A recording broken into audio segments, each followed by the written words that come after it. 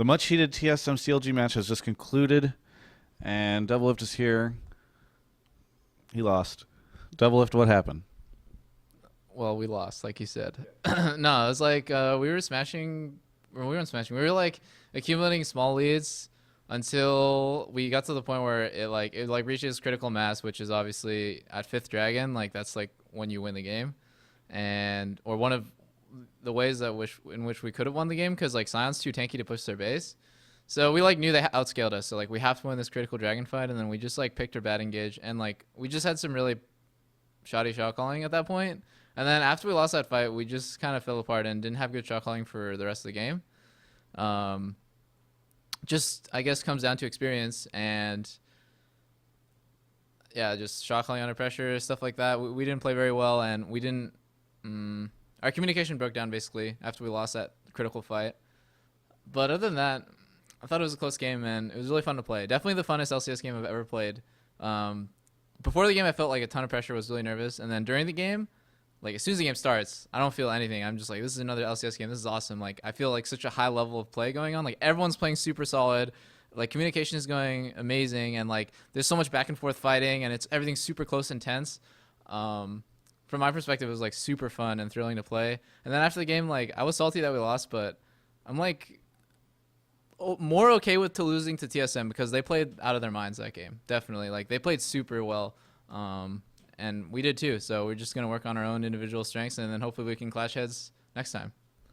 There was a moment right towards the end, that like final fight that happened where I think it was like Xmithie got caught by like a charm or something like that. It just felt, maybe you can talk to me about what happened in that specific fight, because it felt as though like one person would go in and then the rest of the team didn't want to follow up on it, and then they'd either die or come back out, and then you'd go in and die. Or, like it just seemed like there was no communication happening there. So what was happening behind the scenes?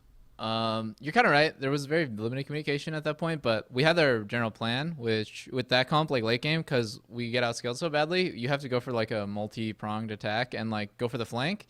So we were trying to flank them from 3 different angles. Lysander from the right, and then 3 from the middle, and then 1 from the left. And then Xmithie just kind of overextended and got caught a little bit. And then our flankers weren't in position to go in right away. But because of the nature of flanking, like you cannot look across like the enemy team and see where the other flanker is, right? So like they were kind of going in at weird or different times, uncoordinated times. And if your flankers don't go in at the same time, then also the 3 people in the middle can't go in because obviously like they're not pinched in a way so that it's safe for me to go in. So like from my perspective, during a lot, like after our communication fell apart, there was a bunch of fights, and Sion is just too tanky. He's like, I kill myself on his Thornmail faster than I kill him just like auto attacking him and throwing missiles. So when the enemy team gets an unkillable champion like that in the front line, you just have to go and go ham for their back line. Like the only way you're gonna win is by killing Ahri and Sivir. So I think TSM played really well off that. I think they knew, they're like, okay, Sion's unkillable. The only way they can win is by killing our 2 DPSers, and they played really well to defend them. And we just shouldn't let the game get so late. Actually, none of our scrims, absolutely none of our LCS games ever go that late. So we have such limited experience playing late game because we just stomp teams really quickly. Like 20 to 30 minutes is normal for us, and then 35 for us is like really, really long. Like that's like abnormally long. Like normally we just win before then. So just comes with experience, I guess. Now, something you said there about Xmithie getting caught out had me flashback to one of my earliest interviews, I think, about Xmithie. I was interviewing somebody from Fear. It might have been like Muffin Cutie or something when he was on that team. And he was talking about how playing with Xmithie, you had to keep like a leash on him because he'd always just want to go off and like do crazy stuff or get himself killed or whatever. Do you think that is not the case anymore, or do you feel like some sense of that still? No, Smithie's definitely the guy to like go off and like do the most random stuff like all the time. Like we'll be group 4-man mid and be like, okay, like let's use this tower, guys, and Smithie's like doing their wolves. It's like, what are you doing over there? But at the same time, like that's like his weakness as a player, but he has like every other strength as a player. Like he has got I think the best mechanics in LCS. Like people don't notice jungle mechanics as much, but like Xmithie doesn't miss skill shots and he doesn't miss smites, like period. The only time I've ever seen him miss a smite is when we screwed up the smite for him by like bursting it at the most suboptimal time. Anyways, Xmithie is like insane mechanics. He's got insane game sense. His only problem is his positioning, which sometimes he just overextends and he starts the fight a lot of the time by getting caught, and then he's like so good as a player that he can like turn it around. But against better teams like TSM, where they catch him, they don't get baited and he doesn't get the turnaround play. They just kind of catch him and then they know when to back off. So, yeah, I mean, he's working on it, and I'm really glad that we have a jungler that's that aggressive. I'm so much happier now that we have like a front line that can play up, rather than trying to teach a passive front line how to like defend. Like, it doesn't make any sense. Like, I'd rather get somebody really aggressive and then reel it back than try to get a passive player to like go ham. It's so much harder the other way around. What happens now for you guys? Is this just like same thing as after any game? Like you'll just go back, review, and try to improve, or are there bigger conversations because you're disbanding? Yeah. All right. So this is an exclusive right now. Where do you see yourself going after you disband? I'll probably work with you for On Gamers, man. Producing quality video content like this, interviewing the best players in the world. Where there's a video of us somewhere where I'm trying to teach you how to interview, and it's just a disaster from like World Season 3 or something. What the heck, Travis? Come on, dude. You gotta take me as your apprentice, and then after a while, I'll graduate. Okay, but what was the original question? What do we do after this? Yeah. So, we're all thinking about the loss because we fucking hate losing TSM, and everyone's talking about it probably. So yeah, we're gonna probably go home and watch the replay and see what we could have done better. But I think my preliminary conclusion would be like, okay, well, we picked a pretty early mid game focus comp, and like we didn't close out as quickly as we should have, and we made like a really, really terrible call at like the exact moment where you can't make a terrible call. Like it's just like, what happened?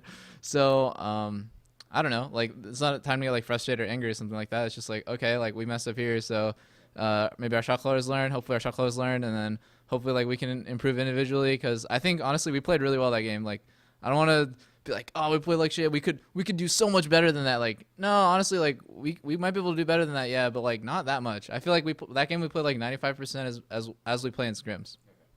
So it's not something to be like super upset about. Oh, we underperformed. It's like, oh, well, we lost to a really good team. That can happen to any team. So, like, just try to get what you can. I thought it was so funny when you said that you guys made the critical mistake at the worst time, because there's always like a minute or so lead between what we're seeing in the studio and what everybody else is seeing. So it was so great because you guys go in, you lose, like the first big team fight you lose. And I look in Doraven, if you know who he is, like the Umbrium Twitter icon. He used to work for On Gamers, now he works for The Score. He was like, it'll be a miracle if CLG doesn't win this or something like that, because he's a TSM fanboy. And I'm just like, oh, really? He's like, yeah. And then he just, oh, wait. And you guys just lose. So way to go.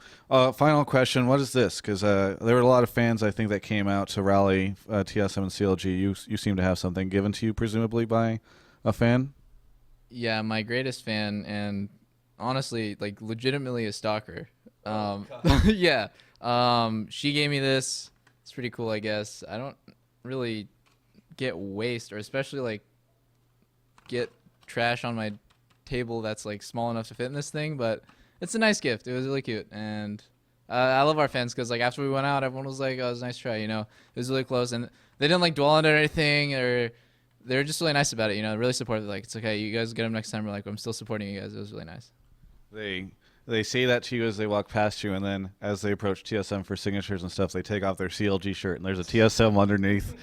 You just lost a lot. Anyway, anything that you'd like to say to any of the fans out there, Doublelift, who once again were disappointed? Well, keep on being disappointed, guys, because we have so much more in store for you guys. Like, don't you worry. If you like this, just wait until later. No, but yeah, shout outs to our sponsors, Twitch, Razer, SanDisk, Cellucor, iBuyPower, NZXT, and shout out to our fans and Riot. Everyone is supporting us, and that was a pretty sad game, but hopefully it was fun to watch. It was definitely fun to play. Definitely like one of the funnest games I played this year. So yeah, we'll try harder next time. It was a very fun game to watch. Sorry to see you lose yet again. For everyone else, you can check out the rest of our coverage of all things LCS at ongamers.com.